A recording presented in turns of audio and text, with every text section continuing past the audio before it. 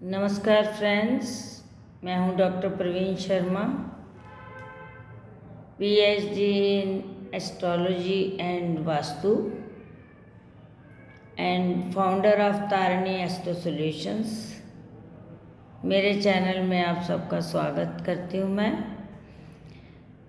Friends, आज मैं आपको उपायों के बारे में बताऊंगी कि उपाय कौन कौन से होते हैं, कितने प्रकार के होते हैं और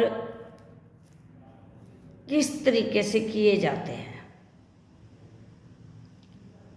तो इससे पहले कि मैं अपने विषय में आगे बढ़ूं, आप कृपया मेरे चैनल को सब्सक्राइब ज़रूर करें अगर आपने अभी तक नहीं किया, और लाइक एंड शेयर भी करें। धन्यवाद। चलो मैं अपने टॉपिक पे आगे बढ़ती हूँ। तो मेरा आज का विषय है फ्रेंड्स, उपाय। उपाय कितने प्रकार के होते हैं और कैसे किए जाते हैं, क्योंकि किसी भी अगर आपको समस्या को लेके आते हैं तो उसका उपाय तो चाहिए है। अगर आपकी समस्या है तो उसके समाधान के लिए हम उपाय बताए जाते हैं। उसमें 4 प्रकार के उपाय होते हैं। उपाय होते, एक तो होता है कि जल प्रवाह करने, एक होता है दान करना, मंत्र जप करना, व्रत करना, अनुष्ठान इत्यादि, और एक रतन धारण, रतन थेरापी। जैसे आपको कह देते हैं कि अगर मंगल का कोई उपाय करना है, मंगल अगर बलवान करना है तो मूंगा रतन धारण कर लीजिए। जैसे सूर्य का रतन माणिक होता है, रूबी, और चंद्र का सुच्चा मोती। इसी प्रकार जो हैं होते हैं उपाय। तो उपाय कैसे, ऐसे ही यूं ही उपाय नहीं कर लेने चाहिए कि किसी ने अगर बोला कि आपकी राशि करके तो आप मूंगा धारण कर लो, मोती धारण कर लो, या जो भी है उसका ज्योतिषी अलग अलग बताते हैं।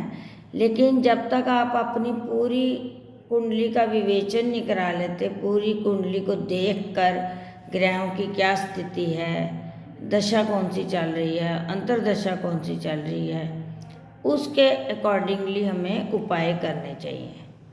जैसे सपोज करो मारक ग्रह की दशा या अंतर्दशा चल रही है और किसी ने अब बता दिया कि ये आप रतन धारण कर लो, फलां रतन धारण कर लो, तो फिर उससे क्या है, उल्टा गड़बड़ हो जाती है, लाभ की बजाय हानि होती है। तो जो उपाय हैं वो सोच समझकर ही करने चाहिए।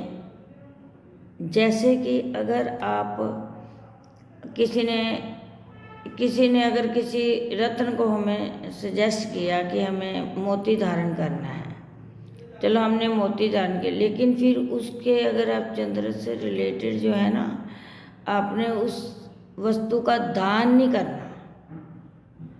जिसका रत्न धारण करा है उसका दान कभी नहीं करना चाहिए। क्यों?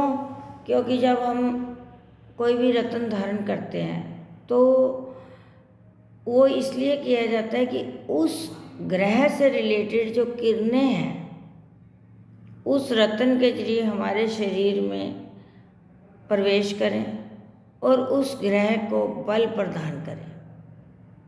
जैसे कुंडली में कोई ग्रह है, कारक ग्रह है, अच्छा शुभ है, लेकिन फल शुभ नहीं दे रहा किसी कारणवश, तो फिर ऐसे ग्रहों के हम रत्न धारण करते हैं।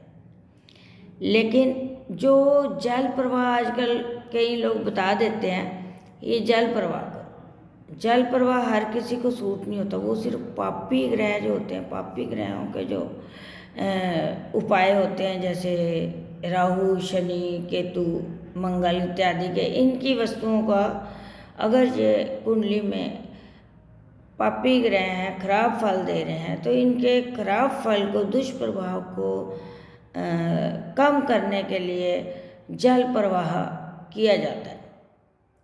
और ऐसे ही अगर ग्रहों को प्रसन्न करने के लिए हम जो है जप तप और ग्रहों के मंत्र वगैरह का जाप करते हैं, उपवास वगैरह जो रखते हैं वो इसलिए रखे जाते हैं।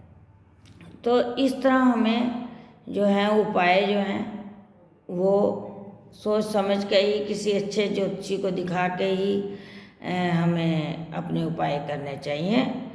तो यदि आप हमसे अपॉइंटमेंट लेना चाहते हैं ऑनलाइन, मैं doctor Praveen Sharma, director principal Tarini astro solutions, मेरे फ़ोन नंबर 9855020309 एंड 9855174321।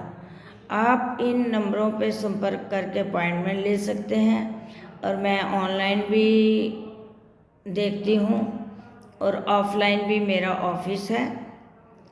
तो आपको जो भी अगर रिक्वायरमेंट हो तो यू आर मोस्ट वेलकम। मेरा चैनल सब्सक्राइब अवश्य कीजिएगा अगर आपने अभी तक नहीं किया। धन्यवाद, नमस्कार।